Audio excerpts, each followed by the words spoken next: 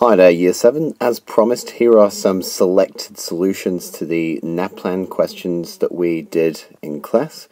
Some of the ones that were most commonly incorrect.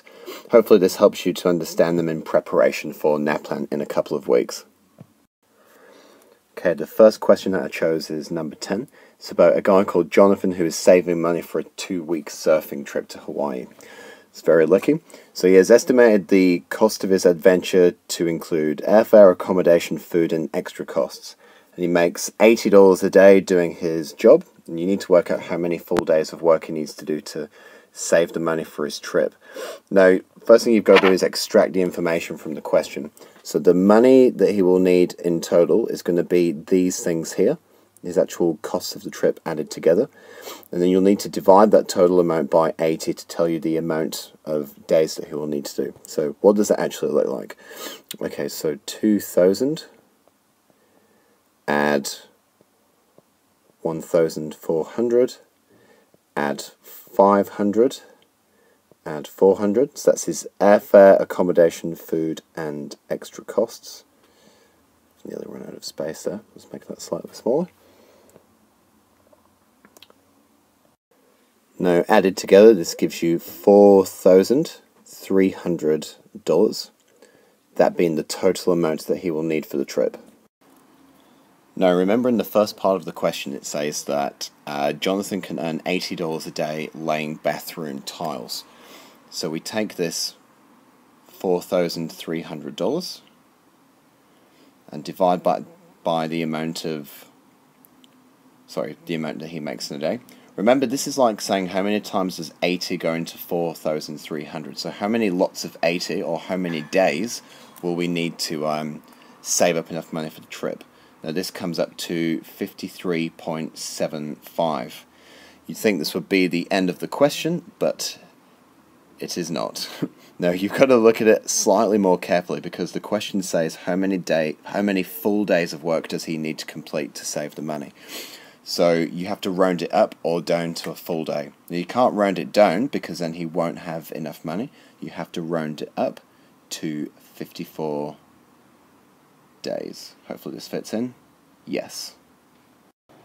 Alrighty, next one, question 11. So a bottle containing a litre of lemonade was poured into big glasses of volume 120 ml and small glasses of volume 80 millilitres.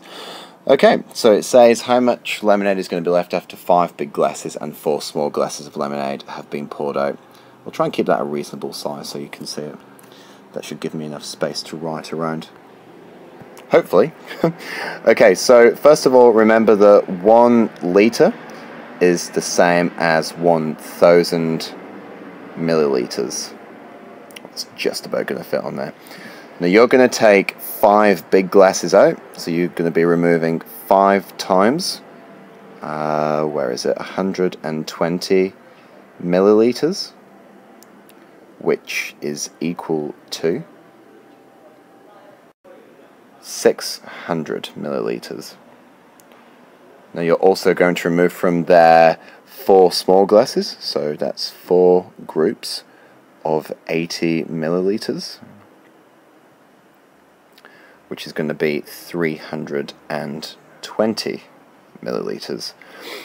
So the question asks how much lemonade is going to be left. So if we've started with 1,000 millilitres and we subtract 600 millilitres and take away, which is the representative of the big glasses, and take away the amount that would have been in the small glasses, so 320 millilitres, that leaves us with just 80.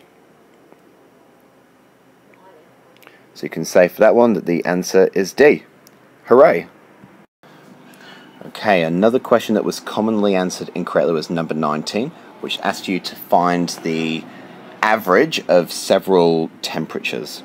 So when you find out, you'll learn about different averages as you get further up the education ladder, but normally when you're asked to find an average in this way, it means finding the mean.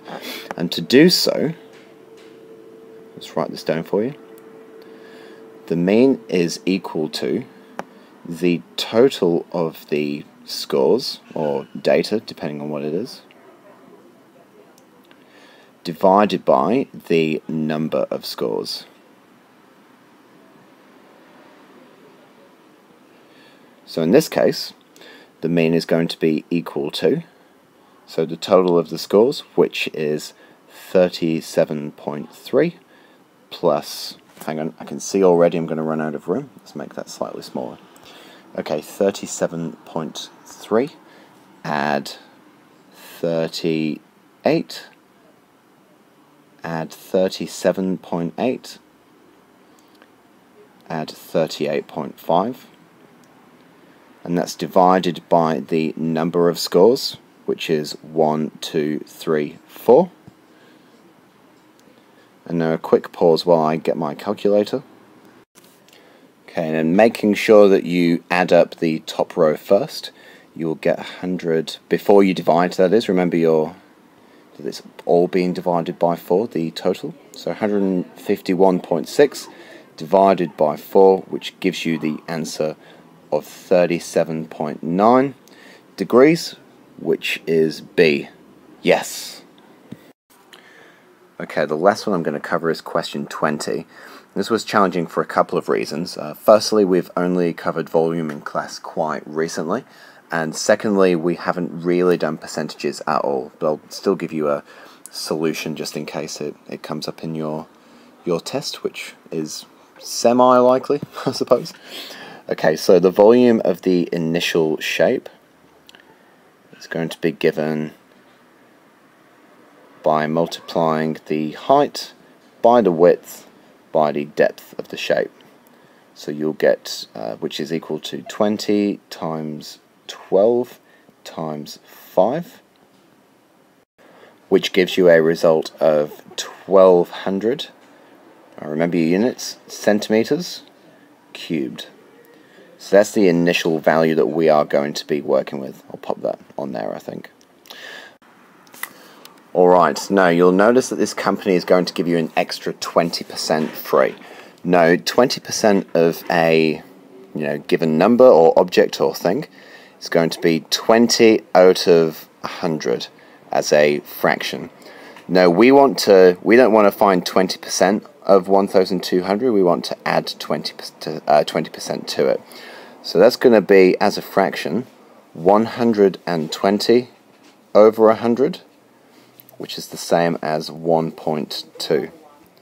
So to add 20% onto our original number, we're going to go 1200 multiplied by 1.2, which gives us, one moment, cool, which gives us the answer of 1440.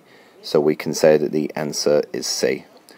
No, don't worry too much if the percentage side of thing was confusing, because this is a Year 7 level question and we haven't done the Year 7 level work on percentages, but it's definitely worth mentioning to see, I suppose, test yourself and see how well you can do in the NAPLAN coming up. Okay, that's all for now. Thanks for listening, Year 7. I'll see you next week. Have a great session with Mr. Judge on Friday.